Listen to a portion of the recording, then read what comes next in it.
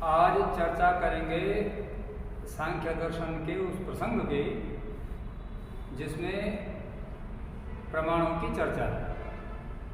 प्रमाण मुख्य रूप से न्याय दर्शन का विषय है, क्योंकि न्याय दर्शन ही कहता है प्रमाणैरर्थ परीक्षणम न्यायः। प्रमाणों के द्वारा पदार्थ की सिद्धि करना, पदार्थ को प्रमाणित करना ही न्याय दर्शन है। परंतु बाद में न्याय शास्त्र की इस प्रमाण विधा को अन्य दर्शनों ने भी अपने अपने सिद्धांतों को स्थापित करने के लिए इस न्याय विद्या का आश्रय दिया। ईश्वर कृष्ण ने सांख्य दर्शन में 3 प्रमाणों की चर्चा की, जिसके लिए है कार्य का संख्या 4। दृष्टमनुमान माप्त वचनम च सर्व प्रमाण सिद्धत्वात् त्रिविधम प्रमाणम विष्णम प्रमेय सिद्धि प्रमाणाधि। इसका जो सिद्धांत वाक्य है, सार संग्रह वाक्य, वो है प्रमेय सिद्धि प्रमाणाधि। प्रमाण के द्वारा ही पदार्थ की सिद्धि होती है, इसलिए प्रमाणों को मानना अनिवार्य है।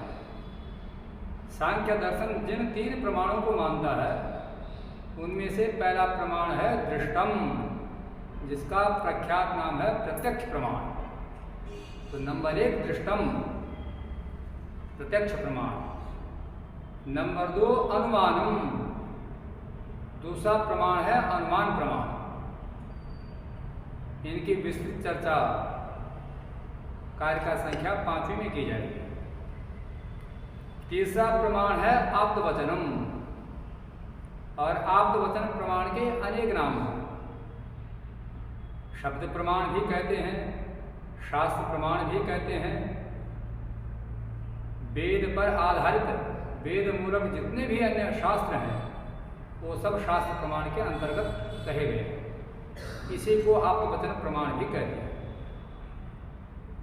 सर्व प्रमाण सिद्धत्वात्, सांख्य दर्शन और योग दर्शन ये तो 3 ही प्रमाण मानते हैं, प्रत्यक्ष, अनुमान और शब्द प्रमाण। परंतु इसके अतिरिक्त अन्य जो दर्शन हैं, जैसे न्याय दर्शन है, ये 4 प्रमाण मानता है। वेदांत मीमांसादि दर्शन 6 प्रमाण मानते हैं। कहीं 8 प्रमाणों की भी चर्चा का उल्लेख मिलता है। लेकिन सांख्य दर्शन का मानना है कि जितने भी अवशिष्ट प्रमाण हैं, बाकी जो प्रमाण बच गए, वो सारे प्रमाण इन तीनों प्रमाण में ही अंतर्भूत हो जाते हैं। इसलिए 3 ही प्रमाण मानने चाहिए। इसके लिए वाक्य कहा त्रिविधम प्रमाणम इष्टम, 3 प्रमाण मानना ही उचित है। 3 प्रमाणों के अतिरिक्त अन्य प्रमाणों की जो अवधारणा भिन्न भिन्न दर्शनों में है, वो सारे प्रमाण इन तीनों में ही उनका अंतर्भाव हो जाता है। इसलिए कितने प्रमाण मानने चाहिए? बोलो 3 प्रमाण। अब प्रमाण माने क्यों? प्रमाणों को मानने की आवश्यकता क्यों पड़ी? तब कहा प्रमेय सिद्धि ही। जितने भी प्रमेय हैं, प्रमेय बोलते हैं पदार्थ, और जितने भी पदार्थ हैं वो सारे पदार्थ, सारे विषय बिना प्रमाण के सिद्ध नहीं हो सकते हैं। इसलिए प्रमाणात ही प्रमेय सिद्धि, प्रमाणों से ही प्रमेय की सिद्धि होती है। कुछ पदार्थ ऐसे हैं जिनकी सिद्धि प्रत्यक्ष प्रमाण से हो जाती है। कुछ पदार्थ ऐसे हैं जो प्रत्यक्ष से जो सिद्ध नहीं हो पाते हैं, उनकी सिद्धि के लिए अनुमान प्रमाण का आश्रय लेना पड़ता है।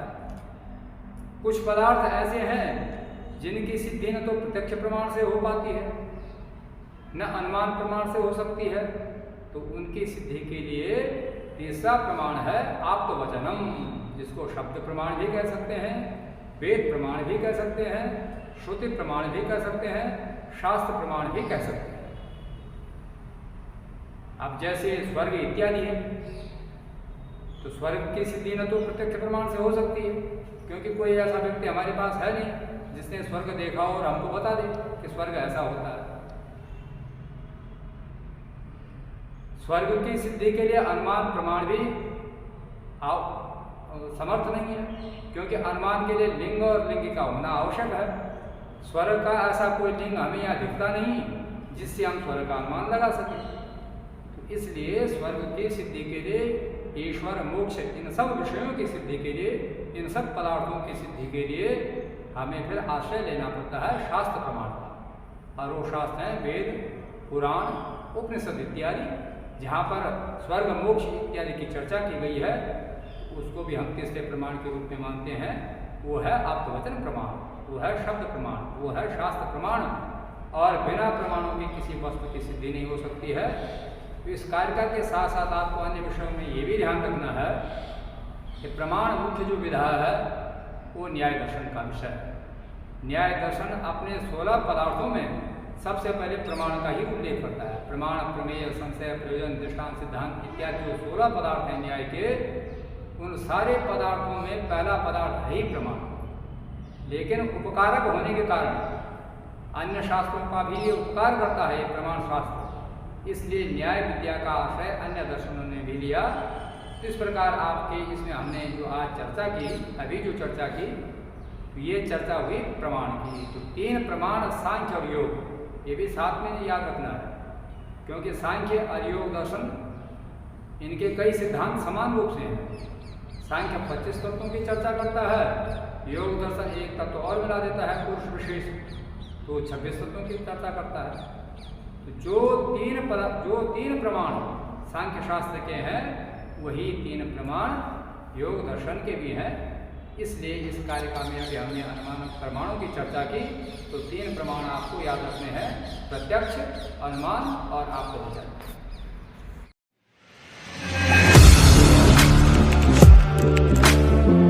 Audio Jungle.